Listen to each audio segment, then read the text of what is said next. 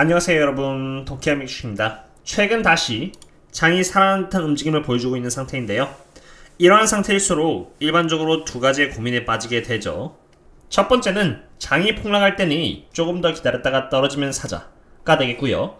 두 번째는 지금 들어가는 것도 늦지 않았으니 투자를 하자는 쪽이겠죠. 저는 개인적으로 코로나 때도 많은 분들이 후회를 하시는 것을 보았고, 코로나 한 번만 더 터지면은 전 재산을 걸겠다는 말도 주변으로부터 들은 적이 있었습니다. 저는 이러한 후회를 하지 않기 위해서 제가 투자하는 원칙은 우선 장이 빠질 때 천천히 분할 매수를 하고요. 지난주 목요일과 금요일처럼 오를 때는 반대로 투자를 하지 않는 스타일인데, 이렇게 장이 크게 하락할 때마다 분할 매수를 꾸준히 해주면은 결국에는 지수 그 이상의 수익을 얻을 수 있게 되기 때문입니다. 그런데 단순히 장이 빠진다고 해서 투자하면 안 되겠죠. 엔비디아와 같이 비쌌었던 기업이 외적 변수로 인해서 이렇게 프리미엄 대비 저평가율까지 왔을 때 분할 매수를 통해서 수량을 늘려나가고 있습니다. 지난 엔비디아 영상을 여러 번 올려드렸는데요. 엔비디아의 경우 170달러에서 180달러 사이가 저평가는 아니지만 적어도 시장으로부터 인정받는 프리미엄 근방에 도달하는 것이기 때문에 그때부터 분할 매수를 시작하겠다고 말씀을 드렸고요. 이번 하락장을 통해서 엔비디아의 수량을 조금 더 많이 확보할 수 있었습니다. 이번에는 엔비디아의 경쟁사라고 할 수 있는 AMD에 대해서 알아보고, 비록 장이 오르긴 했지만 그럼에도 불구하고 왜 AMD가 여전히 매력적인지에 대해서 자세히 알아보고자 합니다. 그럼 시작하겠습니다.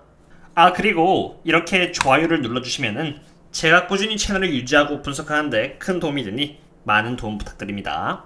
AMD 경우는 총 4가지 세그먼트를 통해서 매출을 벌어들이고 있으며, 최근 자일링스의 인수를 통해서 자일링스까지의 매출액 또한 AMD의 전체 매출의 일부가 됩니다. 가장 먼저 PC 관련 시장부터 보도록 하겠습니다.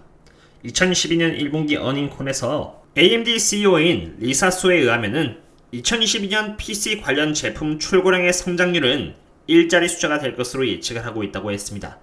왜 2자리 숫자가 아닌 1자리 숫자의 PC 출고량 성장률을 가이던스로 잡았는지 다른 PC 회사의 미래 전망을 통해서 확인해 보겠는데요. 먼저 레노버의 경우 2022년 2월 PC 관련 매출 성장률은 성장하지 않은 플랫 상태로 그대로 유지할 것이라고 했고요. HP의 경우는 5.3% 정도의 성장률을, 델은 밋 싱글 디지트로 4, 5, 6% 정도의 성장률이 되겠으며, 아수스는 그냥 1자리 숫자의 성장률을 예측한다고 했습니다. PC를 만드는 회사들의 전망들이 다들 공통적으로 한 자리 숫자를 보고 있다고 했기 때문에 AMD의 PC 관련 부서 또한 비슷한 전망을 바라본다는 것이 일반적이겠죠. IDC에 의하면은 PC 마켓은 코로나 바이러스로 인해서 수요에 있어서 정점을 이미 찍었고요. 이제 내려가기 시작했다라고 했습니다.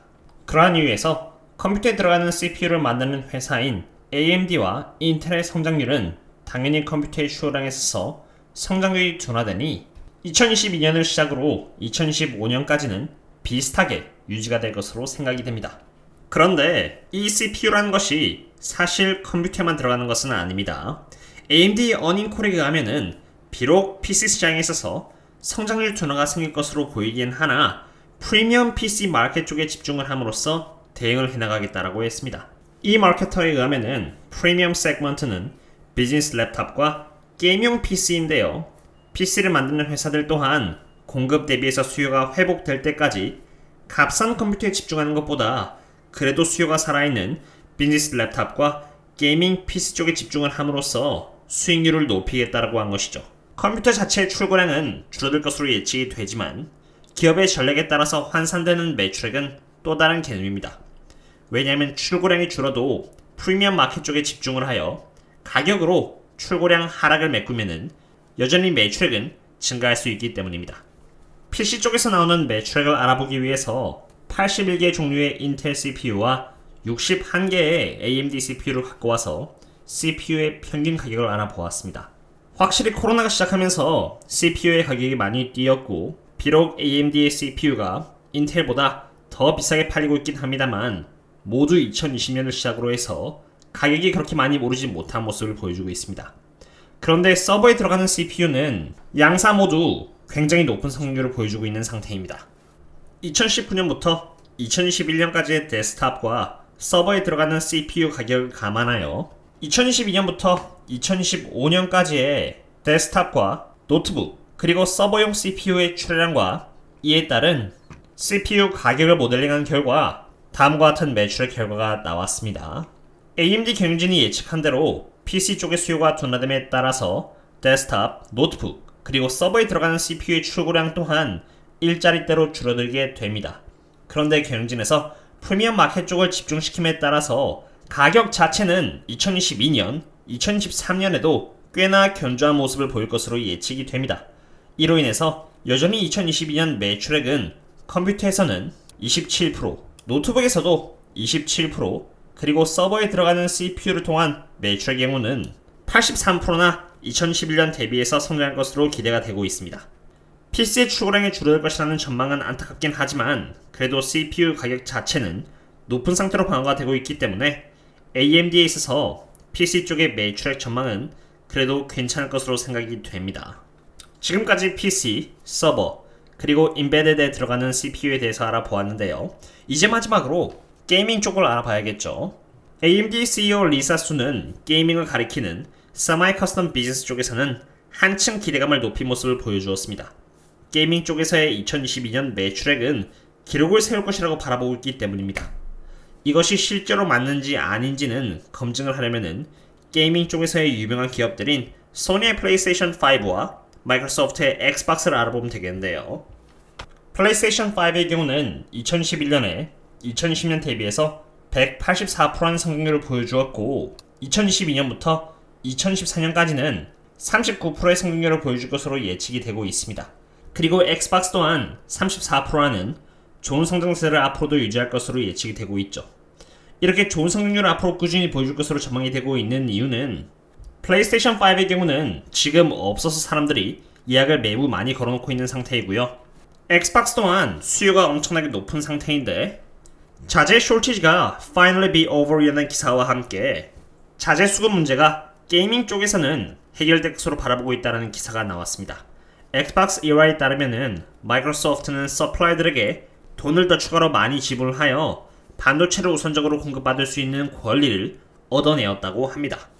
지금까지 컴퓨터, 노트북, 서버에 들어가는 CPU와 게이밍 쪽의 매출액 성장률을 알아보았는데요. 그 결과 여전히 AMD는 2022년에는 40.1%, 2023년에는 36%, 2024년에는 27%로 높은 매출 성률을 얻을 것이라는 전망이 나왔고 최근 자일링스의 인수에 따라서 자일링스에서의 매출까지 합산한다면은 이러한 매출액 성장률 전망이 나왔습니다. 비록 PC 쪽에서의 출고량이 조금 하락할 예정이긴 합니다만 매출액은 여전히 매우 견조하기 때문에 기업의 실적은 여전히 매우 좋을 것이라고 판단이 됩니다.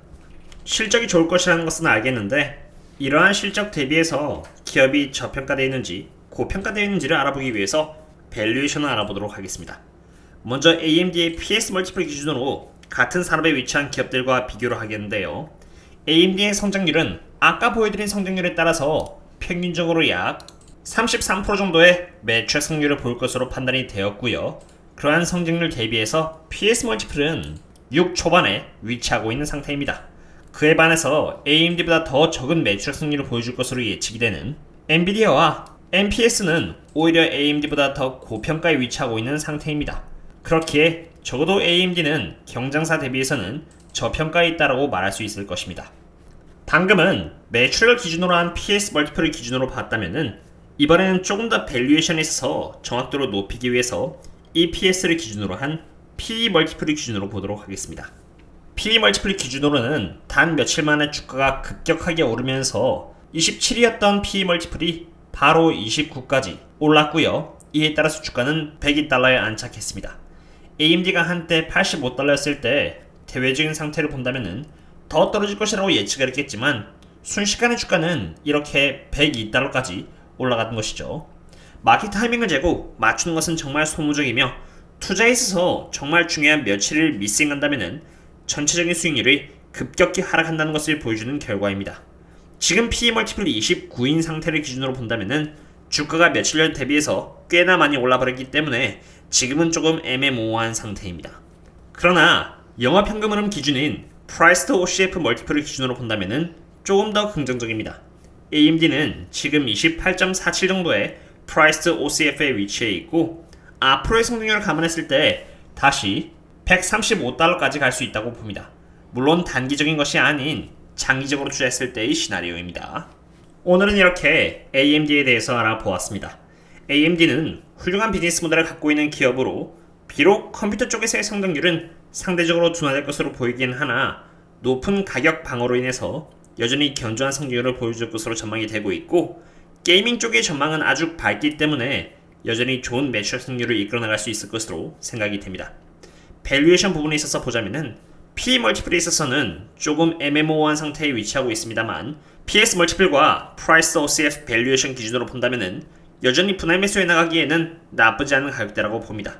지금 전 세계적으로 여러 악재가 공존하고 있는 지금, 단기적으로는 어떠한 주가 모습을 보여줄지는 미지수입니다만, 평소에 AMD의 수량을 모아나가고 싶으셨다면 주가가 그렇게 비싸지 않을 때 수량을 조절을 하여 분할 매수를 해나간다면 좋은 투자가 될 것으로 생각이 됩니다. 분할 매수를 하는 금액의 기준은 당연히 자신의 그릇에 따라 다릅니다. 1억을 다루고 있는 사람과 10억을 다루고 있는 사람들의 분할 매수의 금액은 당연히 차이가 날 것이며, 1억을 다루고 있는 사람이 10억의 그릇만큼의 돈을 굴리고자 한다면 그것은 그릇을 벗어나는 욕심된 행동이기 때문에 조바심이 나고 손실을 낼 수밖에 없게 됩니다. 주식시장에서 기회란 얼마든지 존재하기 때문에 자신의 그릇만큼 분할 매수를 하면서 오랜 기간에 걸쳐 살아남으신다면 언젠간 약간의 분할 매수만으로도 충분히 만족할 수 있는 그릇을 갖게 되리라 생각합니다. 오늘의 분석은 여기까지 하도록 했고요. 그럼 다음에 또 다른 기업 분석과 함께 찾아뵙도록 하겠습니다. 그럼 다음에 또 만나요. See you later.